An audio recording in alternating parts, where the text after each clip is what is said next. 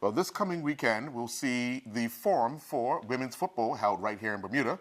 And joining me is the CONCACAF Women's Football Director. Head of Women's Football. Head of Women's Football, Ms. Karina LeBlanc. Welcome first. Thank you very much. Women's football. You came up playing goalkeeper. Best position. Best position. Oh, okay.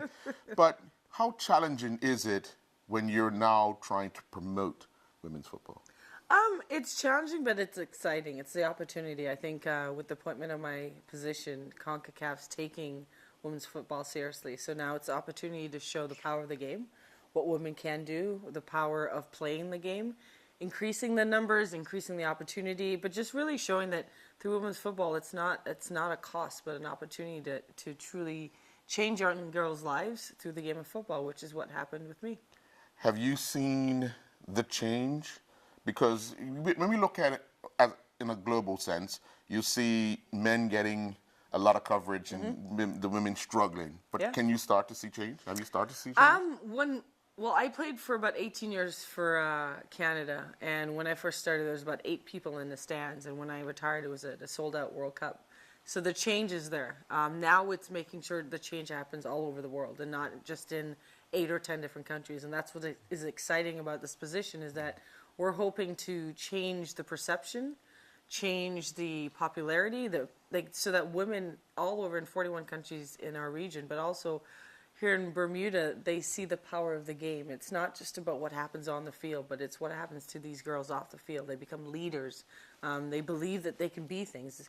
I truly think football empowers young girls to seeing who they really can be on this earth, and it's popular around the world, and it definitely is shifting 100%.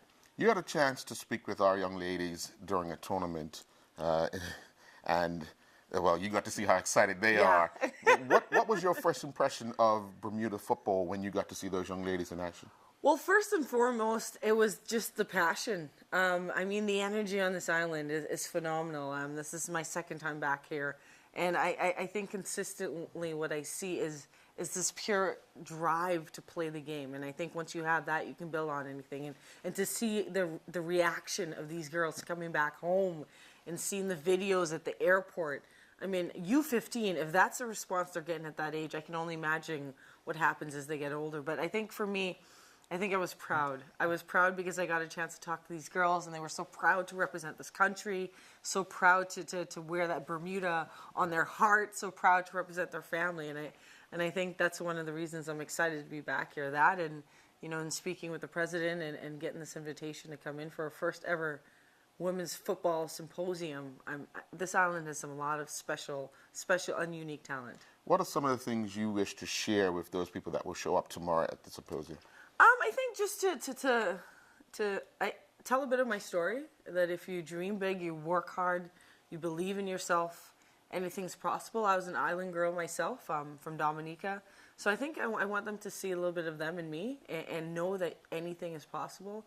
But also just to challenge them to really, part of moving the dial is believing that you can. And I think at CONCACAF, we're going to help enable that with women's only coaching courses. We're going to help try to push the conversation on the women's football side. So we're going to do our part. But here in Bermuda, we need the parents to give the girls a chance. Give them a chance to go play the game, and the girls to actually take that opportunity and do something with it. Football can set you up in life. It gives you so much opportunity and access to a free university education, to play for your country. I think there's so many options to the sport. So I don't know. I hope they walk away feeling something within themselves that's a little different and special. What's your most memorable moment playing? Oh, gosh. Well, I won an Olympic medal for my country. That was pretty special. I had a chance to play in 5 World Cups. But I would say just always being around amazing people. There's something special about every day being surrounded by like-minded people who are connected on something bigger than yourself. So, my memorable moments are on the field, obviously, winning medals and stopping penalty kicks. But I think what I remember most is being around people who got it. And that's why I love being here, because I think Bermuda gets it. How passionate are you in delivering the message, being in charge of CONCACAF and women's football? I honestly love the position I am in because I think my life has led me to this. I mean, I played for 18 years and people ask me why did I want to do this job. I think it connected my purpose and passion. And I have a passion for football. Hopefully people see that. But I think my purpose was to use that game to do something with it and use the sport as a platform. And I hope that's what I'm doing now. And in being here, I hope it starts a whole new conversation of where we can go. You have Jamaica qualifying for the first ever Women's World Cup. Why not Bermuda at the next one? And I think that's the shift in the conversation for these young girls to start dreaming that and saying, like, this summer I'm going to watch the World Cup and next summer I'm going to be there. And for the administration to keep doing what they're doing, and hopefully at CONCACAF we can support them in the way to help make that happen. But I just want people to understand no matter what age you are, you can do something great in this life, and why not make it through football? Do you miss locker room stuff? Do I miss the locker room stuff? Absolutely, you know. The joking, the pranksters, I love it. But I'm pretty happy where I am now. All right, well, thank you for joining. Thank you so much. Audio Jungle.